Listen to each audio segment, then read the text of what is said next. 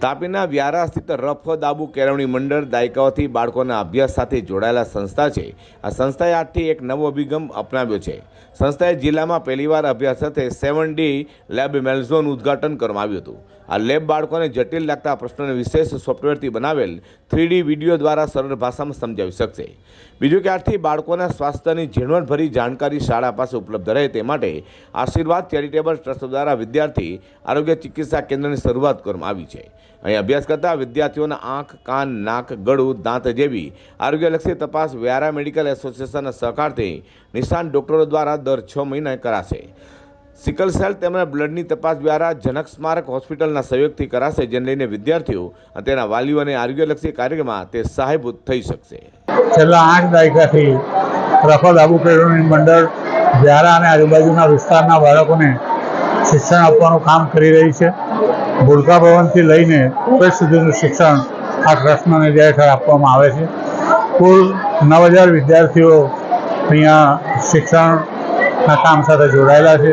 તેની સાથે સાથે અમારો શૈક્ષણિક સ્ટાફ 400 અને બેન શૈક્ષણિક સ્ટાફ સાથે હજી પણ વધુ અમારી સાથે બધા જોડાઈને આ શૈક્ષણિક કાર્યને કરી રહ્યા છે. ઘણા બધા પ્રકલ્પો ખુલ્લા મૂક્યા પછી આજે બાળકોની ચિકિત્સા માટેની એક ડિસ્પેન્સરી ઓપન કરવા માટેનો અમારો પ્રયાસ રહ્યો. તેની સાથે 7D લેબ એટલે કે 3D વિઝનથી બાળકોને શિક્ષણ આપી શકાય.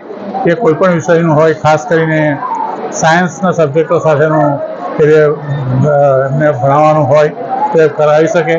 બીજું કે આ સ્કૂલ એક એવી સ્કૂલ છે કે જેની પાસે તમામ વર્ગખંડોમાં પોતાના પેનલ બોર્ડ છે, શૈક્ષણિક કાર્યક્રમ અંગેનો પ્રોગ્રામ છે અને તે રીતે જ અમે આગળ ચાલી રહ્યા છે. હજી પણ ઘણા બધા પ્રકલ્પો ખૂટે છે. કઈ રીતે એને સોલ્વ કરવા, કેવી રીતે એને ઊભા કરવા એ બાબતનો પણ અમારા ટ્રસ્ટી મંડળનો હર હંમેશ પ્રયાસ રહ્યો છે. અને આ ડિસ્પેન્સરી ચાલુ કરવા પાછળ જે ડૉક્ટર અરવિંદભાઈ અને ડૉક્ટર ભારતીબેને 5 લાખ રૂપિયાનું માતબર દાન આપ્યું છે તેનો પણ ઉલ્લેખ મારે કરવો જોઈએ અને એમનો આભાર પણ વ્યક્ત કરવો જોઈએ.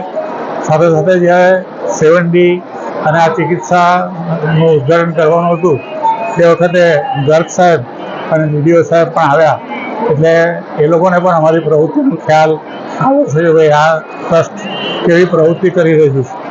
ખાસ કરીને તો શૈક્ષણિક સંકુલ હોવાને કારણે ઘણી બધી તકલીફો આવે છતાં પણ બાળકોને આધુનિક ઢબે કેવી રીતે શિક્ષણ આપી શકાય એનો સતત અમારા શિક્ષણ સમિતિના ચેરમેન નેવિલભાઈ ખ્યાલ રાખે છે.